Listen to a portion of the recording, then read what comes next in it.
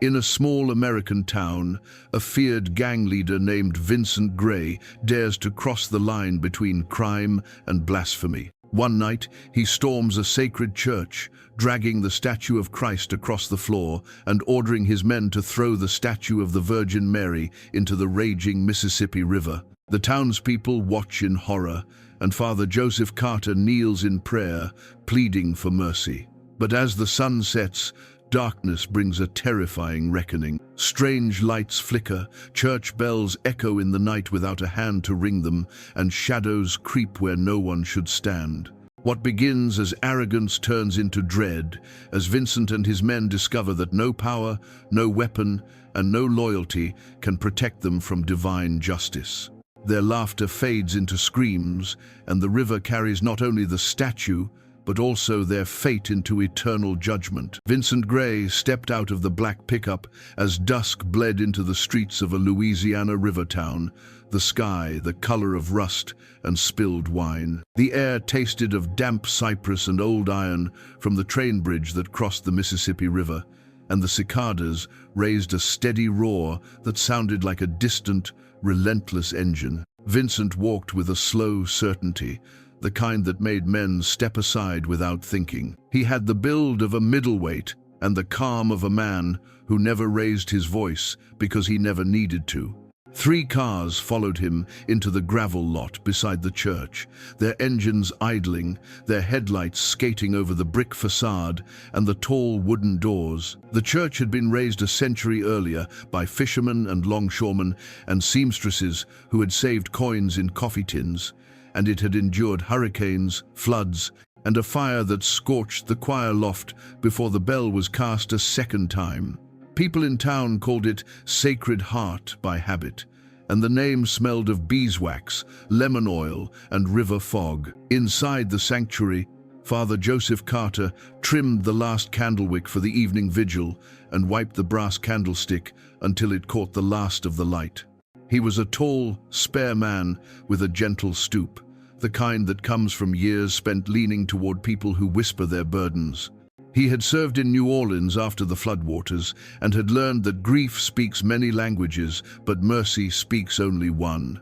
He glanced up when he heard the gravel crunch. Through the stained glass, he saw the glow of headlights and the shuffle of figures moving with purpose. The sexton, an old veteran named Marcus Hayes, stood near the vestibule with a push broom and tilted his head like a dog who hears thunder before the storm arrives. Vincent pushed the doors, and they swung open with a hollow thud that seemed to travel up the nave and settle beneath the rafters. His men came in a tide of leather and denim and ink, faces hard with old injuries and new pride. They fanned out along the pews, hands tucked into jackets as if no gesture mattered. Vincent did not remove his hat. He did not look at the crucifix. He stood under the choir loft and let the space measure him. Then he started down the central aisle, boot heels ringing lightly on old wood.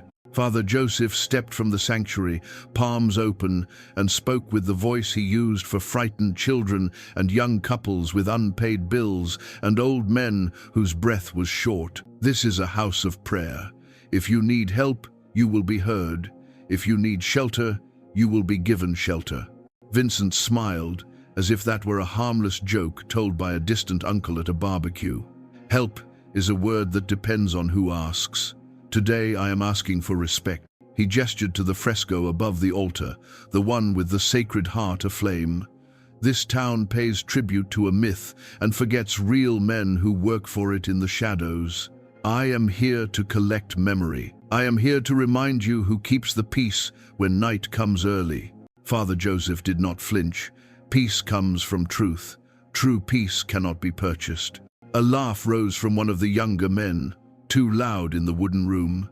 Vincent did not look back. He walked to the foot of the steps that led up to the sanctuary rail and paused beneath the crucifix, where the body of Christ hung with the quiet patience of carved oak. The statue was the work of a craftsman long dead, a man who had carved fishermen's hands and sailors' ropes into the wood so that the sacred looked like it had always belonged to working people.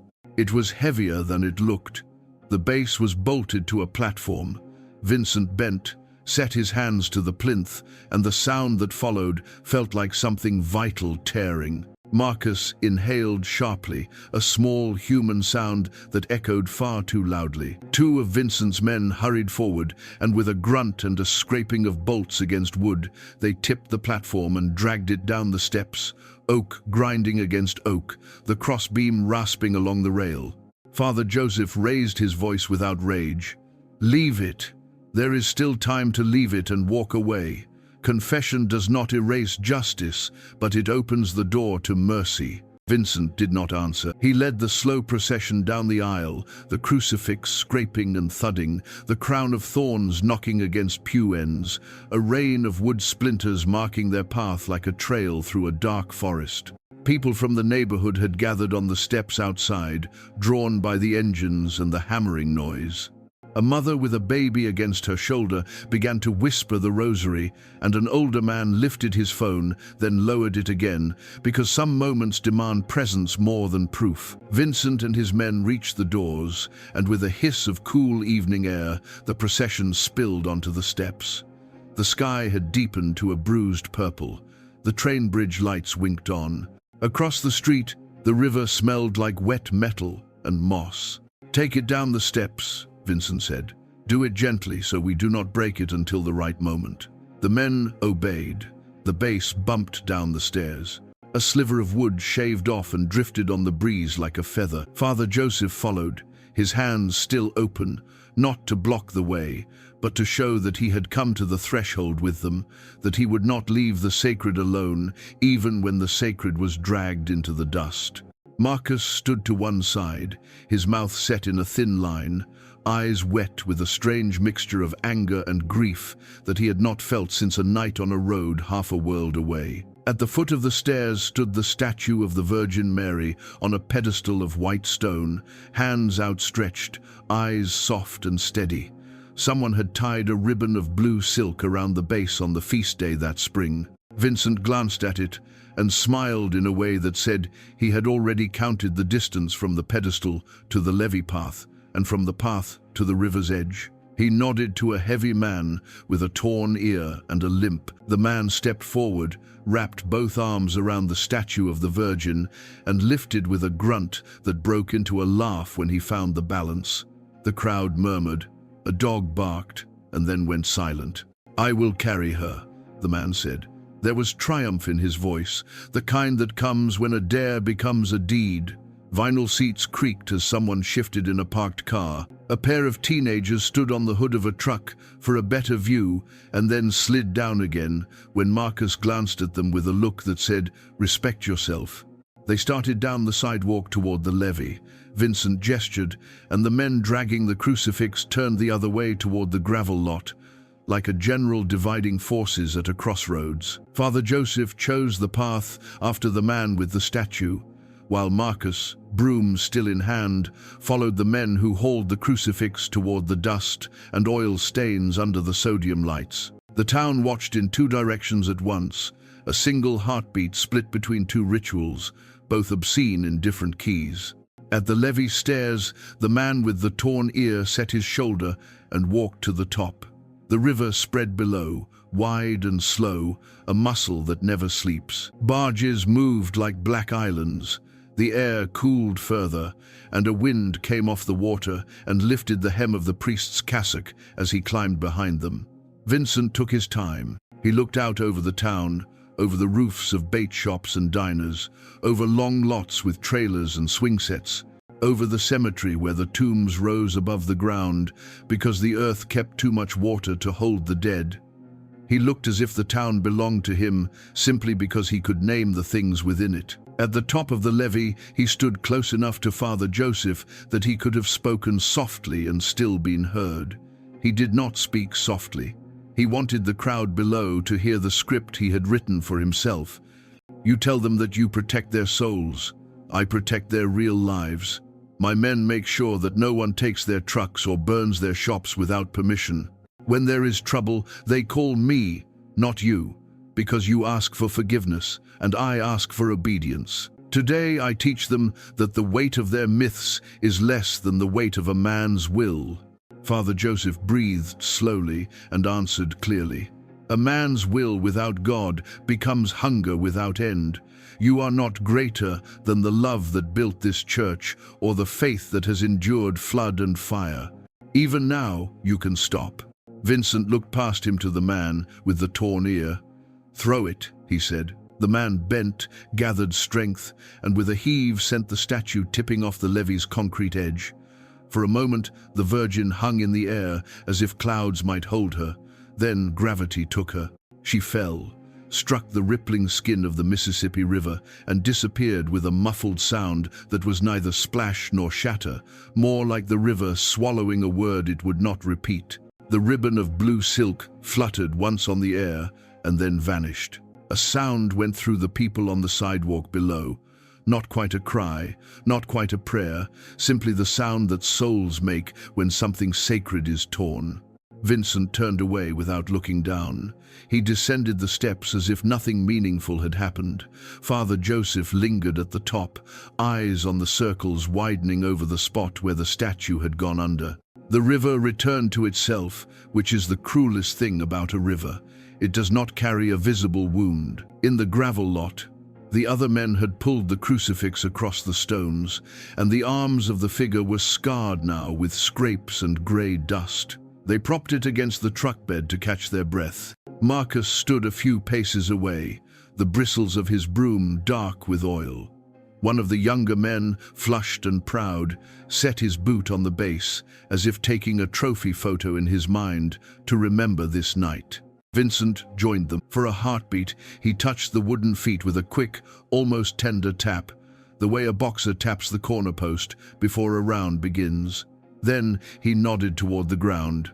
The younger man shouldered the weight with another helper, and together they dragged the crucifix one more time, leaving a furrow in the gravel that would remain until rain filled it and weeds colonized it in green silence. Father Joseph arrived in time to see the final pull and to hear Vincent deliver one last sentence. "If anyone asks what happened here, tell them that men with real power came and the myths could not stand."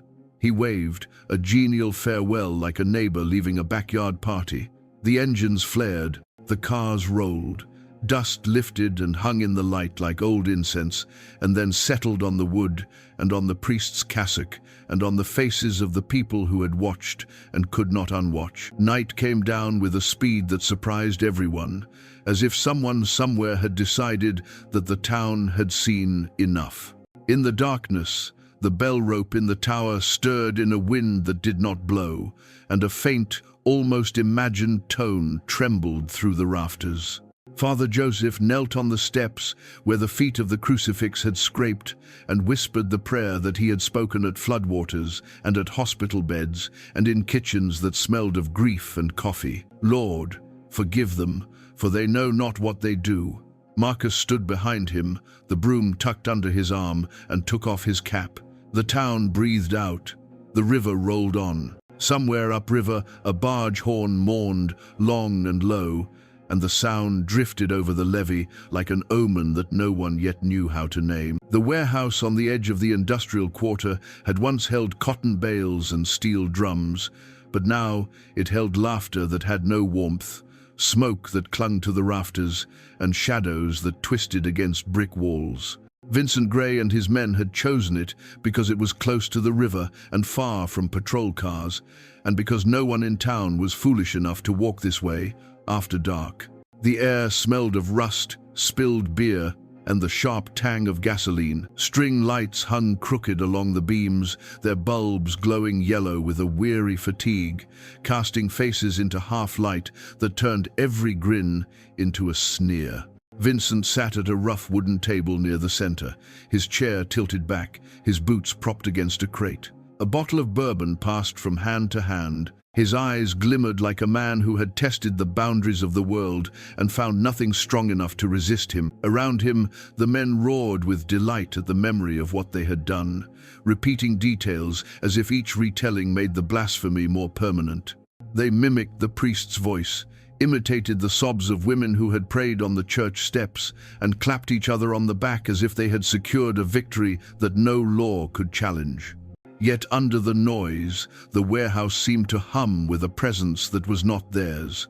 The rafters groaned as though the wood remembered storms. Somewhere deep in the shadows a draught whispered, carrying with it the faint scent of river water and candle wax. One man, a young recruit with tattoos that had not yet lost their color, shivered and rubbed his arms.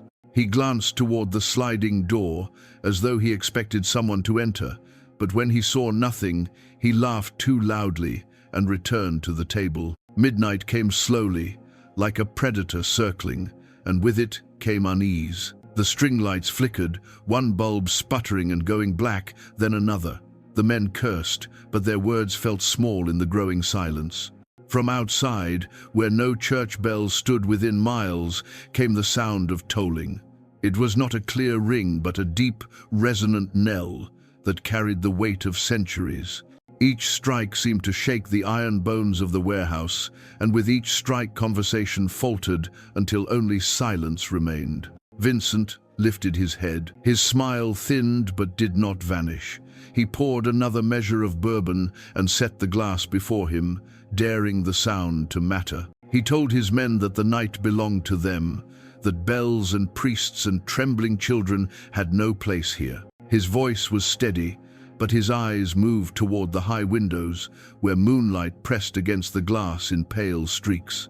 The glass shivered, as if touched by unseen hands. A low groan rose from the river beyond the levee, a grinding churn of water against stone that grew louder than it had any right to be. The young recruit shifted uneasily. He whispered that the Virgin would not forgive such mockery, that even gangsters in stories knew better than to spit on holy things. Laughter answered him, harsh and sudden, but it broke too quickly. For in the corner where crates leaned in a pyramid, a figure had taken shape. At first, it looked like a trick of shadow, but as the men blinked, the outline sharpened. It was the crucifix they had dragged across the gravel, its wood scraped and scarred. It stood upright, though no hands held it, though no platform supported it. The figure of Christ glimmered faintly, the carved crown of thorns glistening as though wet with dew. A bottle slipped from a man's hand and shattered. The sound rang out, and the bell answered with another toll. Fear surged through the room like smoke through a vent. Vincent rose to his feet, his chair clattering backward. He cursed the weakness of his men, cursed the tricks of fatigue and whiskey, but his voice carried less authority than before. He reached for the crucifix, meaning to topple it, but the wood seemed to pulse with light. His hand froze inches away, his fingers rigid as though an invisible grip held them. His jaw clenched, and he yanked his arm back with a growl. The lights died. The warehouse plunged into darkness so complete that men shouted and stumbled into one another, their panic filling the air with frantic breath. Then a new light bloomed. Not from the string bulbs, but from the cracks between the wall planks, a silver radiance that poured like water. The men turned toward it and saw, through the broken slats that faced the river, a vision that halted their voices. On the surface of the Mississippi, rising above the current as if the waters carried her without resistance, stood the Virgin. Her robe shimmered with white fire, her eyes steady and sorrowful, her hands outstretched, not in anger, but in judgment. The river reflected her form in fractured patterns of light, and the waves thrashed, though no wind blew. The statue they had thrown into the depths was nowhere, yet the presence of the mother was undeniable, vast as the night itself. One man fell to his knees, pressing his palms together with sobs. Another ran for the door, but the iron latch refused to move, as if welded shut by unseen force. The recruit whispered a prayer his grandmother had taught him, words tumbling over themselves in his haste. Vincent glared at them all, shouting that illusions were for children, that no river spirit would command him. He seized a length of iron pipe and hurled it toward the crucifix, but it struck the air and fell harmless at his feet. The bell tolled again, closer now, though no tower stood. Each strike pounded in their chests like a second heartbeat. The Virgin's gaze turned toward the warehouse, and the silver light intensified. Windows rattled. The string lights burst one after another with tiny sparks. The men staggered, shielding their eyes. yet the brilliance pierced their lids. They saw visions behind their closed eyes, fires, coffins, graves disturbed by storms, faces of those they had wronged rising from memory. Each man gasped as though the air itself judged them. Vincent tried to shout above the sound, but his voice broke. He saw his mother's face, drawn and weary, begging him not to follow the path of violence. He saw a boy he had struck years earlier, limp in an alley, and the echo of his own laughter that night returned to mock him. Rage flared to drown the fear, but fear proved stronger. His knees weakened, though he forced them straight. He demanded that the Virgin depart, that the river return her to silence. The figure did not move, but her eyes deepened, sorrow upon sorrow. The water at her feet churned, rising into waves that battered the levee with relentless force. Inside the warehouse, the crucifix glowed brighter, the carved wounds bleeding light instead of blood. The air thickened, hot and heavy, and every breath came as struggle. One by one, men collapsed to their knees, unable to bear the weight of what pressed upon them. Some begged for forgiveness, others covered their faces with shaking hands. Only Vincent remained standing, though his body trembled. He lifted his arms as though challenging heaven itself. He swore that he was not afraid, that power belonged to those who seized it, not to phantoms. Yet his eyes betrayed him, wide and wild, darting from crucifix to river to the shadows that had begun to move along the walls. For in the dim, shapes formed, not of wood or light, but of figures cloaked in darkness. They were tall and faceless, shifting closer with each flicker. Their steps made no sound, yet every man heard them. The recruits screamed and fainted. The others covered their ears, but there was no sound to block, only the oppressive silence between tolls. Vincent staggered backward until his shoulders struck brick. He could not raise his pipe again. The bell tolled one last time, deeper and louder than before, shaking dust from the rafters, and with that toll, the crucifix blazed in brilliance that flooded the warehouse as though the roof had been torn away to reveal the heavens. When the light subsided, the crucifix was gone. The Virgin's vision faded from the river, leaving only churning water that calmed too quickly. The string lights remained shattered, the warehouse dim except for moonlight seeping through broken panes. The men lay scattered, some unconscious, some sobbing, all shaken beyond repair. Vincent leaned against the wall, his chest heaving, sweat dripping as though he had run for miles. His pride was wounded more than his body, and he whispered hoarsely that nothing had happened, that nothing could touch him. Yet his words rang hollow in the silence, and his men did not answer. The river outside flowed on with steady indifference, but the town slept uneasily, and the air was heavy with something unseen. Vincent knew as he closed his eyes that he would not sleep without dreams, and that those dreams would not be his own. The following night descended over the river town with a stillness that felt unnatural. The Mississippi rolled under the bridge with its usual strength, but the wind carried a muted hush, as if the very air feared to disturb what was waiting. The warehouse remained locked in silence, its broken bulbs dangling like teeth from the rafters.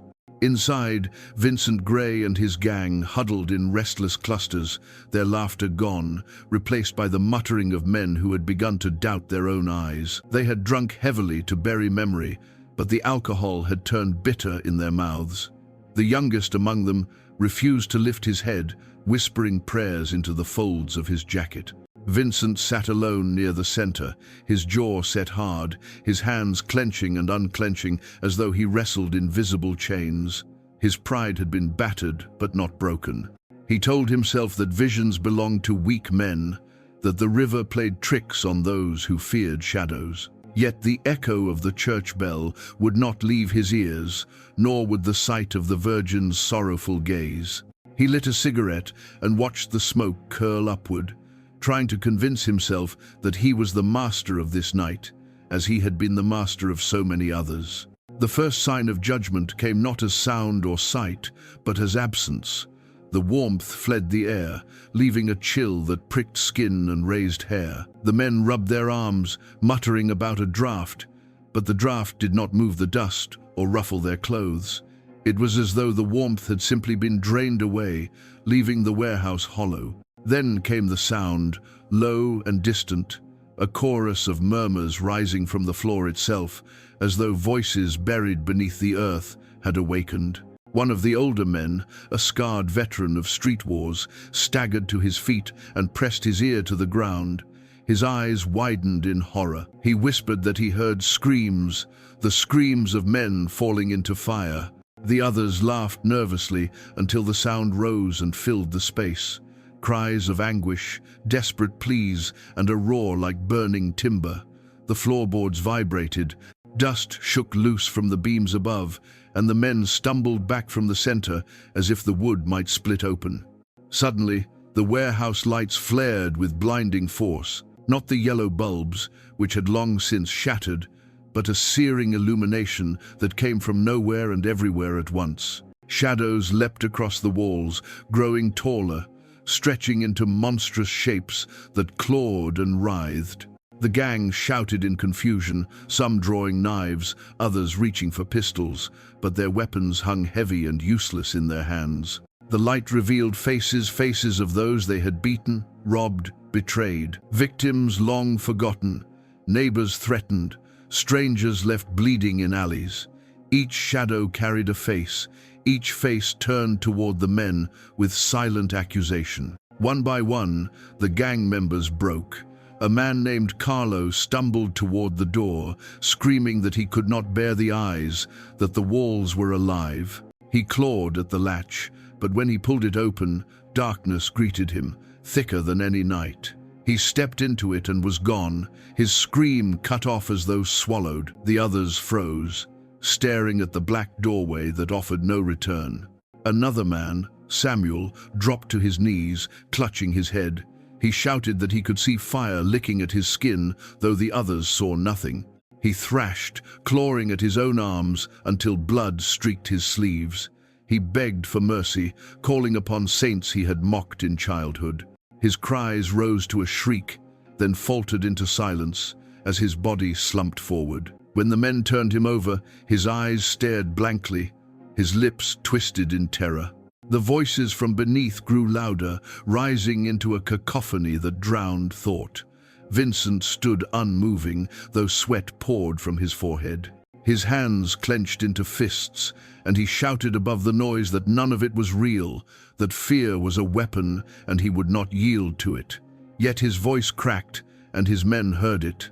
They looked to him not as a leader now, but as a desperate man clinging to a lie. The crucifix appeared again, this time suspended above them in mid-air, glowing with light so fierce that the carved figure seemed alive.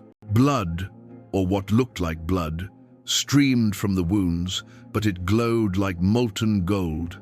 The light poured downward, striking the floor, and where it touched, the ground seemed to dissolve into visions of fire and chains. The men stumbled back, but one, desperate to prove his courage, lunged forward with a knife raised high. He struck at the crucifix, but the moment his blade touched the wood, a scream tore from his throat. Flames erupted across his arm, devouring flesh in seconds. He dropped, writhing, until he vanished into the burning vision on the floor. The flames closed over him, leaving no trace. The Virgin appeared once more, not on the river but within the warehouse itself. Her form towered above them, radiant and sorrowful, her face both tender and implacable. She raised one hand, and the cacophony ceased. Silence fell, but it was not peace. It was the silence of judgment, a silence so deep that every man felt his heart strike like a hammer in his chest. Her gaze moved from face to face, and each man quailed under it. She did not speak in words, yet her voice filled their minds. You mocked the holy, you desecrated what was sacred, and now the weight of your sins is upon you. The men dropped, one after another, sobbing, begging for forgiveness. They promised to change, to repent, to serve. But the Virgin's eyes revealed their hearts. The lies tangled with truth, the bargains struck too late. One by one, the shadows claimed them, pulling them into darkness that swallowed body and soul. Only Vincent remained standing, trembling yet unbroken, his eyes wide with fury and terror. He shouted at the vision, demanding to know why heaven judged him when the world had rewarded his strength. He claimed that power belonged to those who took it, that fear kept men alive while faith kept them weak. His voice echoed, defiant, but his knees bent despite him, forced by a weight he could not resist. The crucifix lowered, hovering before him. The carved eyes of Christ seemed to open, and Vincent felt them pierce him. Every sin, every cruelty, every betrayal rose in his mind with crushing clarity. He saw the faces of the men who had died by his orders, the women who had wept because of him, the children who had grown up in fear of his name. He tried to look away, but there was nowhere to look. The Virgin's voice filled him again, sorrow mingled with justice. You chose arrogance over mercy, violence over love. You cast away what is holy. Now you shall see what becomes of those who mock eternity. The floor split, revealing a chasm of fire that roared with heat, though no flame touched the air above. Vincent staggered backward, but unseen hands gripped his shoulders, holding him before the abyss. His men were gone, claimed by darkness or flame, leaving him alone. He screamed at the vision, begged for release, promised anything, but the words fell empty. The crucifix glowed brighter, and the Virgin's form grew vast, filling the warehouse until the roof itself seemed to bow. Vincent's scream rose above the roar of fire, echoing out across the river. Then the light collapsed inward, swallowing him whole. When silence returned, the warehouse stood empty. The crucifix was gone. The Virgin's form had vanished. Only scorch marks marred the floor, black and jagged like the imprint of wings. Outside, the Mississippi flowed on, calm and indifferent. But the townspeople who lived near the levee swore they had heard a cry that night, a cry that rose from earth to heaven, and they crossed themselves before they slept. The river town woke to whispers. People passing the levee steps murmured of lights that had danced across the water during the night, of a sound like a choir rising from the depths, and of a scream that had traveled farther than any human voice should. The warehouse by the industrial tracks stood silent, its doors locked, its windows shattered as if by a storm no one had seen. But within, Vincent Gray remained, restless and broken, pacing like a man in a cage that he could not see, yet could never escape. The others were gone, vanished in ways that left no bodies, no footprints, no trace. Only he remained, and with each hour he felt less like a survivor and more like a prisoner of something larger than his own will. He sat on a steel drum, head in his hands, and the images replayed without mercy. The crucifix glowing, the Virgin's sorrowful gaze, the abyss that had yawned at his feet. He had defied it, screamed at it, fought against it, yet it had swallowed his men and left him to endure what none of them had been strong enough to bear. He told himself that this was a test, that he had been spared because he was greater than they were, but the words rang hollow, even in his own mind. The silence mocked him. When night fell again, he left the warehouse and walked the streets of the town. His boots struck the pavement with heavy rhythm, but the neighborhoods he had once ruled with fear now avoided his gaze. Curtains shifted when he passed, lights dimmed, doors locked. The town no longer saw him as untouchable, they saw him as cursed. He tried to shake the thought from his mind, but the truth clung to him like a second skin. At the church, Father Joseph Carter prayed long into the night. He had not slept since the desecration, for he knew in his bones that what had begun was not yet finished. He prayed for the souls of the men who had mocked the sacred, prayed even for Vincent Gray. Mercy remained possible, but only if pride gave way to repentance. When the door creaked open and Vincent stepped into the sanctuary, Father Joseph rose from his knees slowly, his heart steady though his body trembled. Vincent walked down the central aisle, his eyes darting to the stained glass windows as if expecting them to shatter.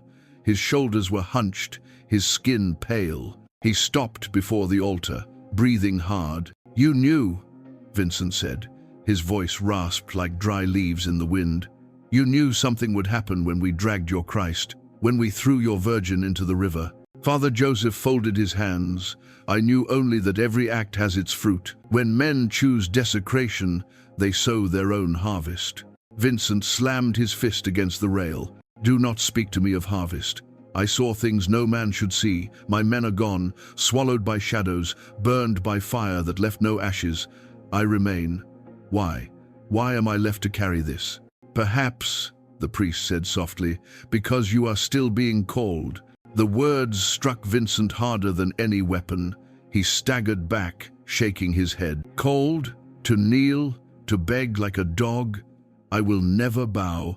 I built myself from nothing. I command men, I command fear. I will not bend to visions. Father Joseph's eyes glistened with sorrow. It is not visions you resist. It is truth. You have mocked love, mocked mercy, mocked the Mother of God, and yet she stands ready to forgive if you would only kneel. Vincent's hands curled into fists, his breath ragged. For a moment he wavered, a war raging in his chest. Then rage surged and drowned all else. I will not kneel, not to you, not to her, not to anyone. If heaven itself comes down, I will stand. As the words left his mouth, the air in the sanctuary shifted. A wind rose from nowhere, stirring candles into wild flame. The crucifix above the altar glowed faintly, its eyes seeming to open once more. The stained glass behind it shimmered with light, though no sun shone. Vincent turned in circles, his defiance faltering into dread. From the back of the church, a soft radiance spread forward, brighter with each step. The Virgin appeared again, not in stone or wood, but in living presence, her figure tall and clothed in light. Her gaze rested on Vincent, not with anger but with sorrow deeper than oceans. The wind hushed, and silence pressed upon them all. Vincent fell back against a pew, clutching it for balance. His lips moved, but no sound came. The Virgin lifted one hand, and her voice filled the sanctuary, not spoken yet heard within every heart. Vincent Gray, you have mocked the holy, you have chosen pride over mercy. Once more you are offered the chance to bow, to repent, to be forgiven. The weight of her words pressed upon him, heavier than chains. His knees trembled, bending of their own accord, but he fought against it, forcing himself upright with a roar. His defiance echoed against the walls, but it rang hollow in the presence of her sorrow. Father Joseph stepped forward, tears shining. Vincent, do not refuse. Pride has led you here, but humility can yet save you. Kneel and let mercy reach you. The Virgin's hand remained outstretched. The light that surrounded her warmed the air, a gentle heat that invited rather than demanded. For a heartbeat, Vincent felt the weight of all his years. The faces of the weak he had crushed, the laughter that had masked his emptiness, the emptiness itself. His chest ached with the possibility of release. His knees buckled, his head bowed. But then, in the moment when mercy lay within reach, pride surged once more. He clenched his teeth, forced his body upright, and shouted with the fury of a man who feared nothing more than surrender. No, I will not bend, not now, not ever. If heaven demands obedience, then let heaven break me. The light around the Virgin shifted, sorrow turning to judgment. Her hand lowered, and the sanctuary trembled as though the earth itself grieved. The candles guttered out, plunging the church into darkness lit only by her radiance. Her voice came again, sorrowful and unyielding. Then you have chosen your end. Vincent staggered backward, his defiance faltering into raw fear. The crucifix above the altar blazed, filling the church with light so fierce that even Father Joseph shielded his eyes. The Virgin's form grew vast, towering, filling the sanctuary. Her sorrow weighed upon Vincent like stone, pressing him down, though he still refused to kneel. With a final cry, he turned and fled the church, the doors slamming shut behind him as though driven by unseen force. Outside, the night swallowed him, and the town heard his scream carried on the wind. Father Joseph remained on his knees, his tears falling upon the stone floor, praying not for victory, but for a soul that had refused mercy. The river roared louder than ever, as if it knew what was coming. The levee shuddered under the force of waves that had no wind to drive them. In the darkness, the town waited, knowing that judgment had not yet finished its work. The night deepened over the Mississippi, heavy and expectant, as if the stars themselves held their breath. Clouds rolled in from the horizon, swallowing the moon, and the river turned black as ink. In the distance, lightning flickered, but no thunder followed. The silence of the storm was worse than its sound. It was the silence of something waiting, something inevitable. Vincent Gray stumbled through the deserted streets, his boots striking unevenly against the cracked pavement. His face was pale, his hair damp with sweat. The words of the Virgin still rang in his ears. "Then you have chosen your end." He could not silence them. They echoed with every step, pounding in rhythm with his racing heart. He tried to convince himself that he remained master of his fate, but each shadow seemed to rise taller. Each whisper of wind carried voices not of this world. He returned to the warehouse, the place that had once been his throne. Its doors loomed before him, scorched and scarred, yet still standing. He shoved them open with trembling hands. The interior smelled of ash and iron, and the floor bore blackened marks where fire had once licked without consuming.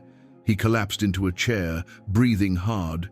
His empire was gone. His men were gone. All that remained was him, alone, defiant yet breaking. As the clock struck midnight in distant town halls, the warehouse began to stir. The walls groaned, the rafters shook, dust fell in thin streams, and the ground trembled as if beneath the tread of unseen armies. Vincent rose, eyes wide. He seized a pistol from the table, his fingers tightening around the grip as though steel could stand against eternity.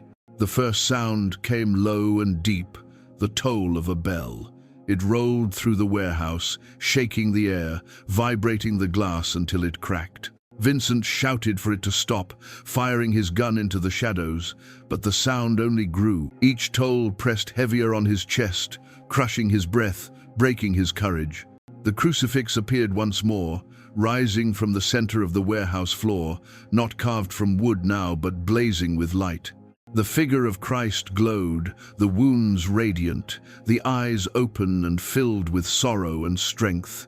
Vincent screamed and fired again, bullets tearing through air but striking nothing. The crucifix only shone brighter, casting shadows that writhed like living things. From the river outside came a roar.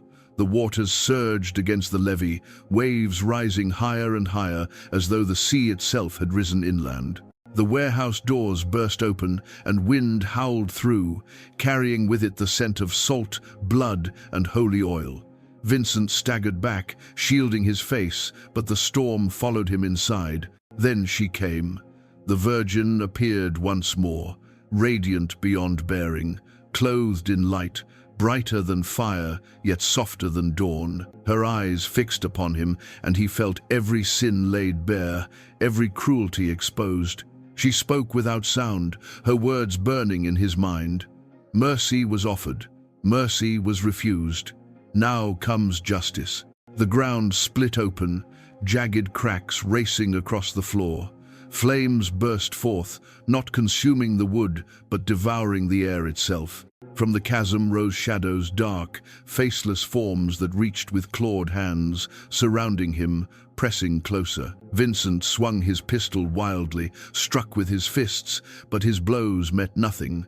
The shadows only grew. He turned and ran for the doors, but the way was blocked by light.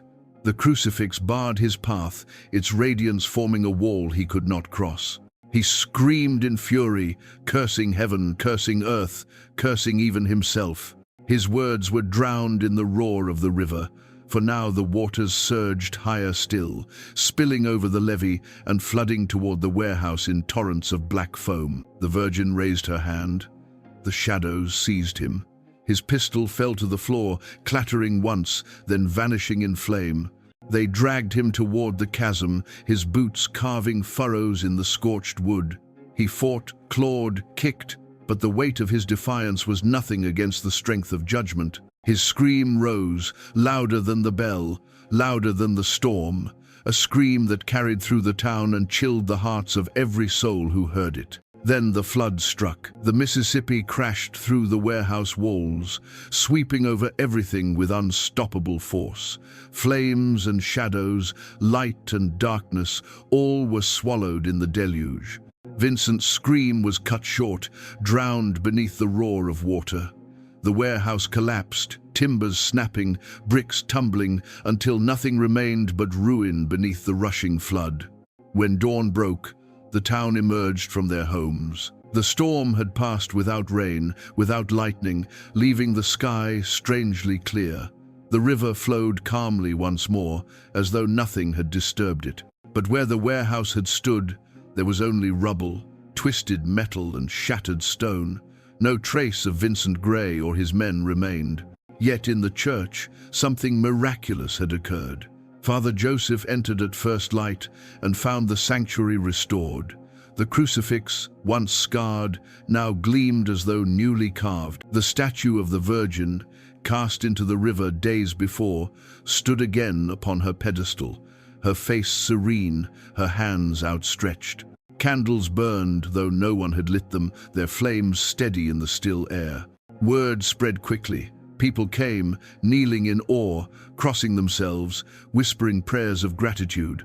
They knew, without being told, that heaven had acted, that justice had come, and that mercy had been revealed in equal measure. The church bells rang of their own accord, their sound rolling across the town with solemn majesty. Father Joseph stood before the altar, his heart heavy yet at peace.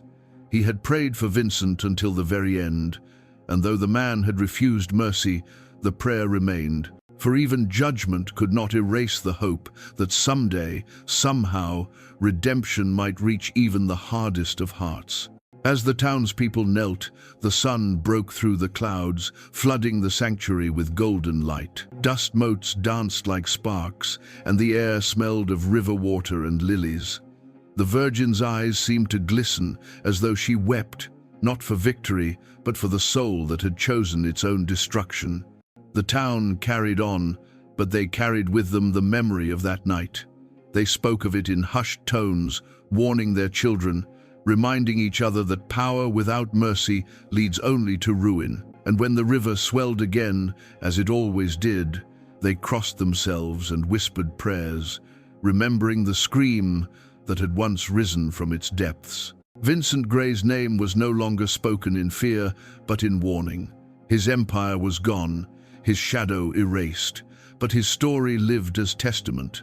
The sacred had been mocked, but the sacred endured. And those who had doubted now believed, for they had seen with their own eyes that heaven does not sleep, and that justice, though patient, never fails. In the silence after the bells, the town returned to its rhythm, but every heart knew that the Virgin had walked among them, that the crucified Christ had stood in light, and that no river, no storm, no darkness could ever silence the eternal truth.